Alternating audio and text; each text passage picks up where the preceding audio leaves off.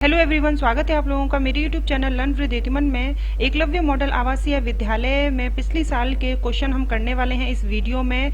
Journal Hindi के आज हम क्वेश्चन करेंगे, इसी तरीके से इंग्लिश के क्वेश्चन, पेडागोजी के क्वेश्चन, कंप्यूटर के क्वेश्चन और जनरल अवेयरेंस के क्वेश्चन भी हम एक एक करके करने वाले हैं। यहाँ पर हम उन प्रश्नों को देखेंगे जो कि PGT, TGT, hostel warden, non teaching staff में आए हुए हैं। सिलेबस सभी का समान है यहाँ पर, चाहे मैं हिंदी की बात करूँ, चाहे इंग्लिश की बात करूँ, चाहे पेडागोजी की करूँ, जनरल अवेयरेंस की बात करूँ या मैं आईसीटी की बात करूँ, सभी का सिलेबस जो है वह समान है, चाहे आप किसी भी पोस्ट के लिए अप्लाई कर रहे हो। तो चलिए उन प्रश्नों को हम देख लेते हैं ताकि आप लोगों को आइडिया हो जाएगा कि प्रश्न जो है वो आपके एग्जाम में कैसे पूछे जाएंगे। ठीक है, बुक मैंने आप लोगों को बता दी थी कि एनसीईआरटी की 9th 10th की जो है आप लोग बुक अगर आपके पास है तो बहुत अच्छी बात है।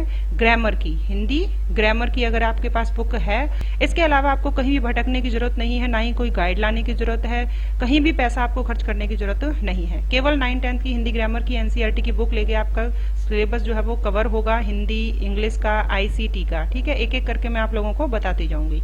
तो चलिए सबसे पहला क्वेश्चन हम देखते हैं कि क्या पूछा गया था। निम्नलिखित शब्दों में से द्वंद्व समास किस शब्दों में है?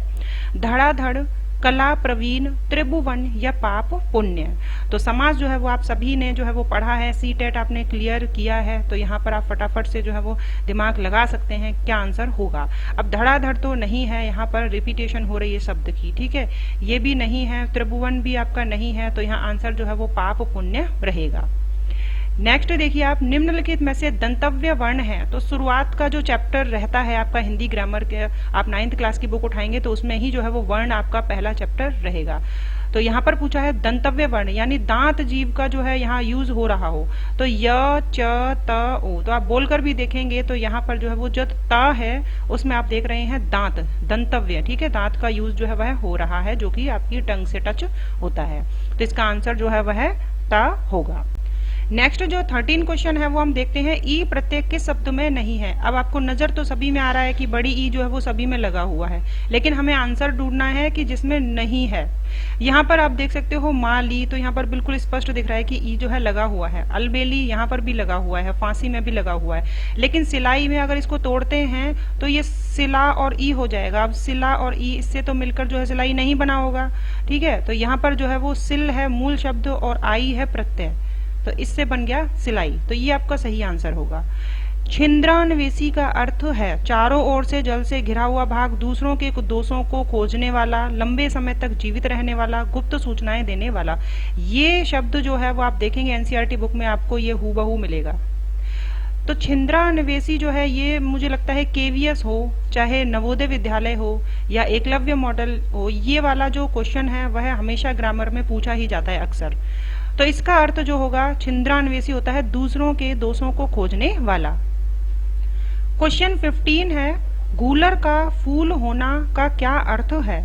गूलर का फूल होना का क्या अर्थ है? ऑप्शन है लाल पीला होना, सुंदर होना, विवर्ण होना या दुर्लभ होना। ठीक है, तो गूलर का फूल होना का अर्थ है, ये मुहावरा है, इसका अर्थ होता है दुर्लभ होना। नवग्रह में कौन सा समास है? अब ये ऐसे क्वेश्चन आपने सीटेट में जो है वो बिल्कुल हल किए होंगे, समास आपने पढ़ा ही है। द्विगु समास, द्वंद्व समास, बहुव्रीहि समास, कर्मधारय समास।